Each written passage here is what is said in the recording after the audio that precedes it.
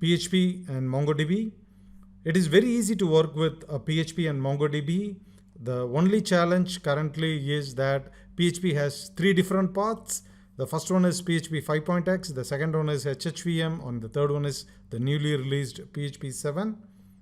As you all know that PHP 5.x has a wider adoption and it is live in many production systems, though it lags in performance. Mainly due to the performance reasons, the PHP community adopted to HHVM faster and there has been many migrations to HHVM. But please note that PHP 7 has performance as similar to that of HHVM in all the areas except in WordPress PHP. But I hope in next iterations they will be catching up HHVM in that also.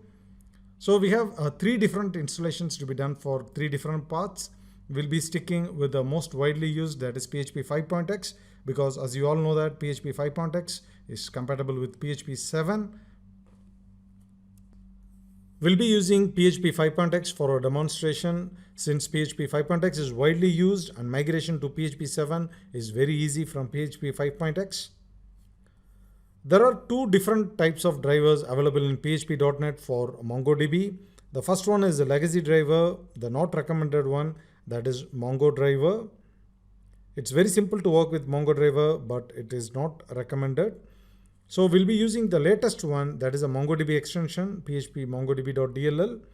In addition to that, we'll be using a MongoDB library to make our work easier. MongoDB library is a higher level of abstraction over this MongoDB extension. So you need to install these two things in your system. For the installation, you need to use PECL or direct download from PHP.NET website. And for the MongoDB library, we'll be using Composer. It's very easy. We'll be seeing more about the installation process in our demonstration. We'll be doing the following steps for the PHP MongoDB demonstration. The first one is we'll be installing the MongoDB extension from PHP.NET. Either you can use a PECL or you can directly download the DLL from PHP.NET. In the second step, I hope you must be all having this one, either XAMPP, WAMP or MAMP in your systems. In the third step, we'll be configuring the extension in the PHP ini file so that this PHP mongodb.dll is in the extension list. In the fourth step, we'll be installing Composer and we'll be using Composer to install the MongoDB library. And in the fifth and sixth steps, we'll be locating the autoloader PHP and we will be including the path in our PHP scripts.